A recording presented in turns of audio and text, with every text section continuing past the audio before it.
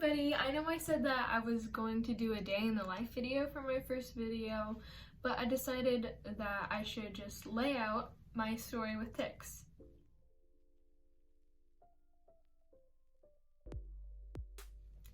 Before jumping into anything like entertaining, I want to be educational, I want to tell my story, I want to tell you all my diagnosis, how I got that diagnosis, just everything that has led to where I am today. So, my story starts in the year 2020, on July 20th.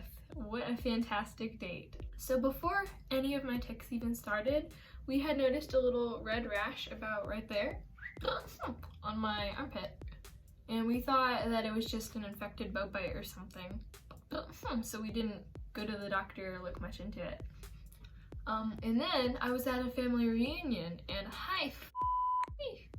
I started having these tics.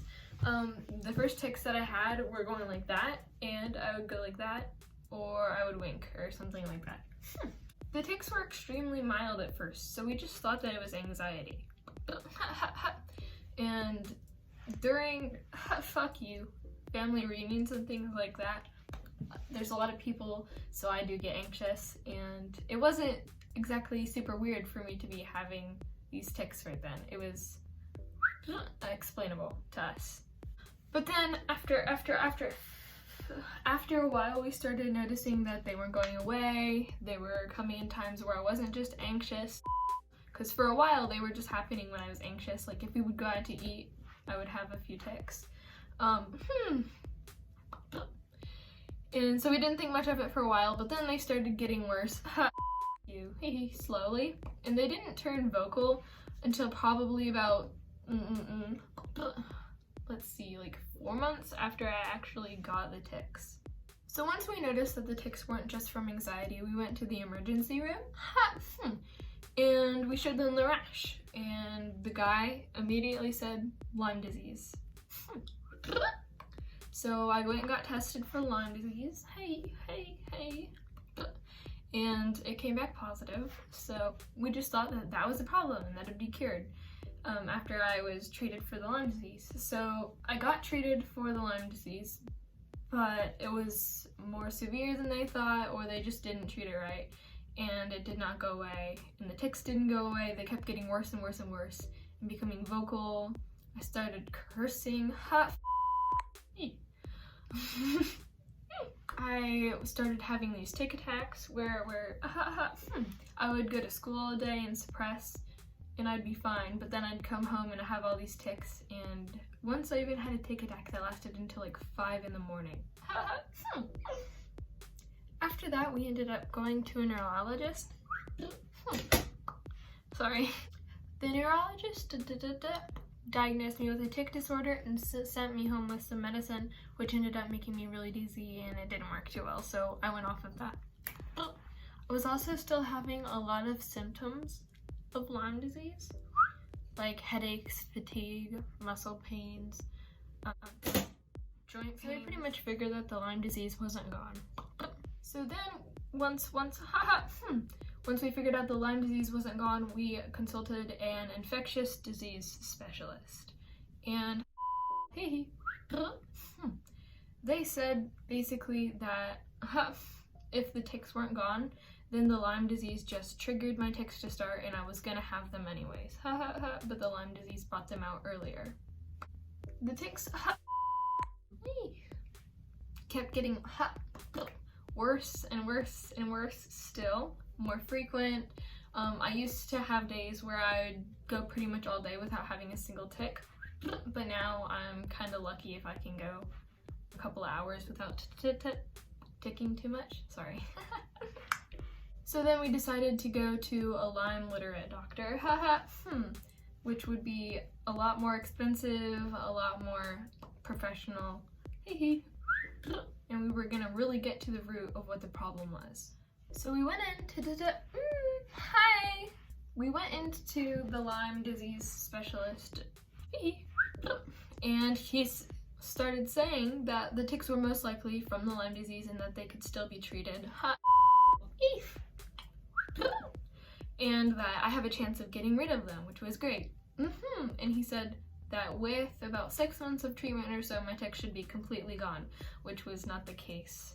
The reason that that was wrong was because I actually had PANS. The first time that I went to visit him, he scanned me for PANS and decided that I probably didn't have it because I had had all of the symptoms before I got Lyme disease, which would have caused the PANS. I can do a video on my story with Lyme disease and PANS in more depth if you guys would like, but I'm not sure if that's why you're here, so just let me know. So he ruled out that I didn't have PANS almost completely, but he still had it in the back of his mind. So the next time that I came to see him and my tics still hadn't gotten any better, hey yo, fancy. Okay. The next time that I went to see him, he said, the tics still aren't gone, so it's most likely PANS. And he started treating me for PANS with some steroids. And I just stopped taking those like 2 or 3 days ago. With the treatment for PANS, I have noticed a bit of a difference. When I wake up, I'm not extremely tired like I used to be. The tics stopped for a little while, not completely, but I was feeling physically ill, and when I feel hi, when I feel physically ill, my tics tend to calm down. But as you can see, they have started back up again. We do have plans to continue treatment for PANS, and that rhymed.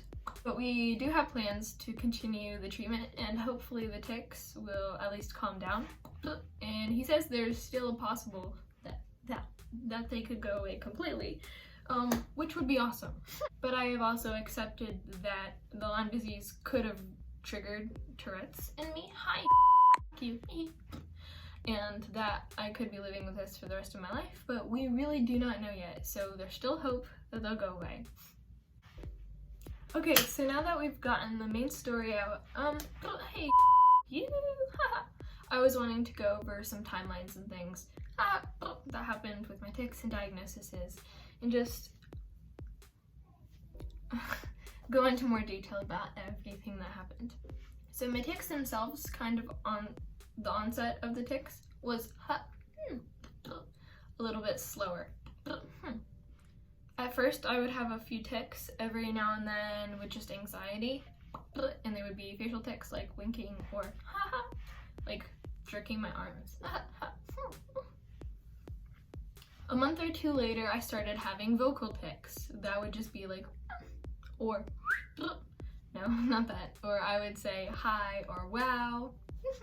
Hi. Yeah, I still have that one every once in a while.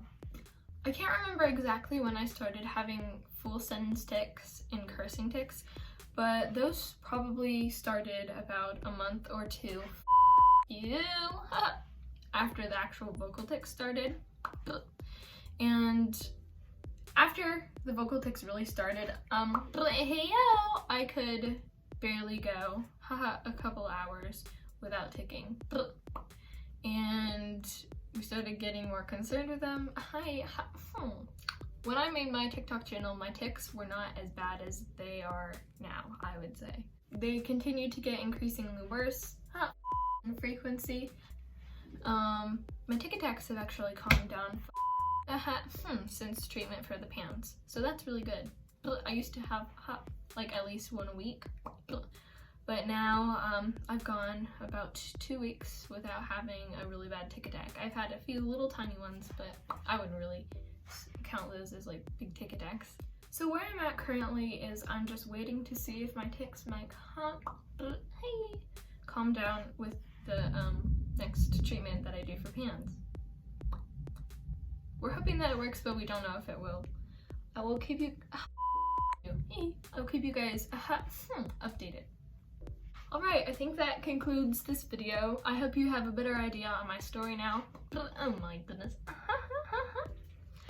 And I hope that you learned a little bit about me. If you have any video ideas that you would like me to do on my YouTube, leave them in the comments. I try to read as many TikTok comments as I can, but there are so many I can't get to all of them. I wish I could because I love talking to you guys, but it's just not possible right now. If you made it this far, thank you so much for watching and have a good day. Bye bye.